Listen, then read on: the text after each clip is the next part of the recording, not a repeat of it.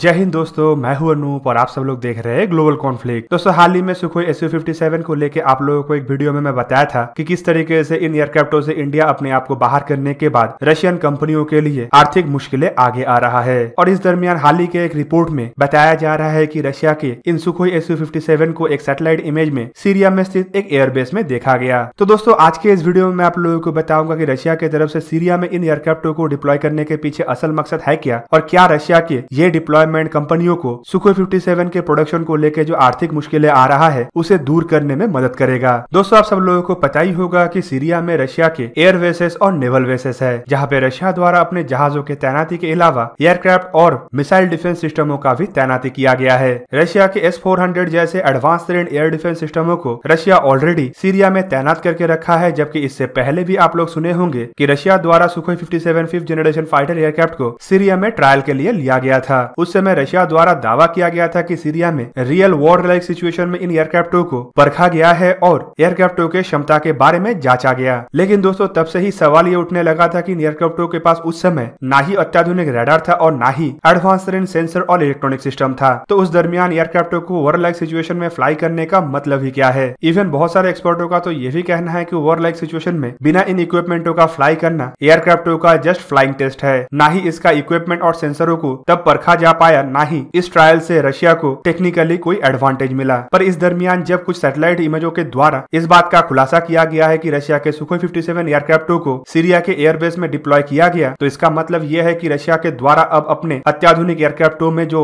Advance range इक्विपमेंटों का इस्तेमाल किया गया है उसका भी परीक्षण सीरिया के सिचुएशन में ही किया जा रहा है। दोस्तों, सीरिया का सिचुएशन रशिया द्वारा इसीलिए ही अब चुना गया क्योंकि ये एक लड़ाई का क्षेत्र बना हुआ है, जिसके एयर स्पेस में अमेरिका, इजराइल और यूरोप के देश के फाइटर एयरक्राफ्ट आए दिन उड़ान भरता रहता है, जबकि रशिया के फाइटर एयरक्राफ्ट भी यहाँ पे बीते कई सालों से ऑपरेट कर रहा है। रशियन मीडिया के मुताबिक ये जो सैटेलाइट इमेज है ये असल में 27 जून का है और अब इसे दुनिया के सामने लाया गया है। दोस्तों, इतने दिन के बाद इन इमेजों को दुनिया के सामने लाए जाने के पीछे भी दो तत्व हो सकता है, जिनमें पहला तत्व तो ये है कि रशिया दुनिया को एयरक्राफ्टों के तैनाती के समय और तैनाती के बारे में आगाह नहीं करना चाहता था, क्योंकि ऐसे सिचुएशन में एयरक्राफ्टों के ऊपर हमला होने का संभावना रहता है। जबकि रशिया ये भी नहीं चाहता था कि इससे वेस्टर्न कंट्री, खास करके यूरोपीय देश नाराज हो और रशिया के इन डिसीजनों को लेकर आलोचना करे। दोस्तों, इसके अलावा और एक रीजन हाल ही में इंडिया द्वारा अपने आप को इस प्रोजेक्ट से बाहर कर लेने को लेकर भी हो सकता है, जब रशिया के तरफ से रशियन कंपनियों के द्वारा इस बात का आशंका लगाया जा रहा है कि इससे आर्थिक रूप में काफी ज्यादा नुकसान होगा और तय समय पे रशिया के ऑर्डर को ही पूरा किया जा पाएगा कि नहीं, इसे लेके भी संकोच आगे आ रहा है। रशिया अपने एयरक्राफ्टों के तैनाती के बारे में दुनिया को जानकारी देके ये भी साबित करना चाहता है कि रशिया के 5th जनरेशन फाइटर एयरक्राफ्ट फिलहाल तैयार है और ये एयरक्राफ्ट अमेरिका के F-22 और F-35 जैसे एडवांस रेंज एयरक्राफ्टों को भी चुनौती दे सकता है। इवन रशिया का असल मकसद तो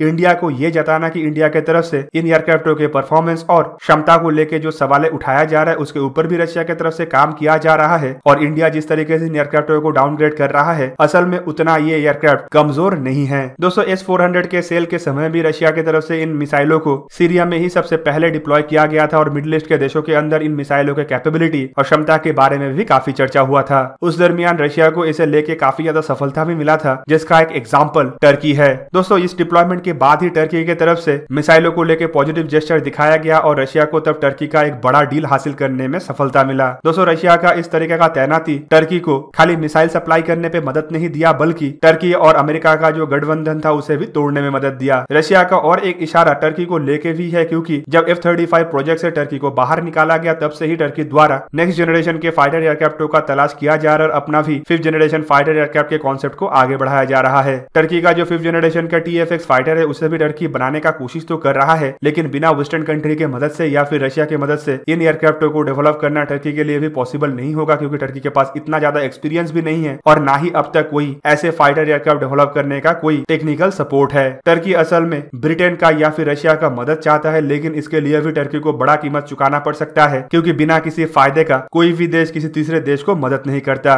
फिलहाल रशिया की तरफ से ये डिप्लॉयमेंट को असल में टर्की और भारत जैसे देशों की तरफ फोकस करके ही किया गया है और उन देशों को ये जताने का कोशिश किया जा रहा है कि सुखोई 57 एक एडवांस रेंज फाइटर एयरक्राफ्ट है और उनके बेड़े में ये एयरक्राफ्ट क्षमता को काफी गुना बढ़ाएगा। दोस्तों, माना तो ये भी जा रहा है कि इंडिया के द्वारा इन एयरक्राफ्टों के प्रोजेक्ट से अपने आप को बाहर निकालने के बाद रशिया कोई बड़ा ऑफर के साथ इंडिया के सामने फिर से एक बार आ सकता है, लेकिन इंडिया जिस संकल्प की तरफ आगे बढ़ रहा है उसमें ज्यादा से ज्यादा टेक्नोलॉजी ट्रांसफर और भारत में ही रिसर्च एंड डेवलपमेंट डेवलपमेंट का ऑप्शन नहीं होने पे शायद भारत आगे ना बढ़े, या फिर ऐसे ऑप्शन होने पर भी भारत शायद इस प्रोजेक्ट में आगे ना बढ़े, क्योंकि भारत AMCA प्रोजेक्ट को लेके काफी आगे बढ़ चुका है और अपने दम पे ही 5th जनरेशन फाइटर एयरक्राफ्ट को बनाएगा बोल के संकल्प भी कर लिया है। दोस्तों रशिया का संभावनाएं तो काफी ज्यादा कम उस समय से ही हो चुका था जब air chief marshal RKS Bhadauria द्वारा बता दिया गया था कि भारत ना ही किसी देश के साथ ज्वाइंट वेंचर में 5th जनरेशन फाइटर एयरक्राफ्टों को बनाएगा और ना ही FGFA प्रोजेक्ट के तहत आगे बढ़ेगा। देखना यह है कि रशिया अब इन एयरक्राफ्टों को लेके कौन से देश को क्या ऑफर करता है और ये डिप्लॉयमेंट रशिया के लिए कितना सुनहरा ऑप्शन बनता है। तो दोस्तों ये था आज का वीडियो। अगर वीडियो आपको अच्छा लगा तो इसे लाइक कीजिए और मेरे चैनल को सब्सक्राइब कीजिए और साथ में बना हुआ बेल आइकन को भी प्रेस कर दीजिए ताकि आप मेरा वीडियो देख पाए सबसे पहले। जय हिंद।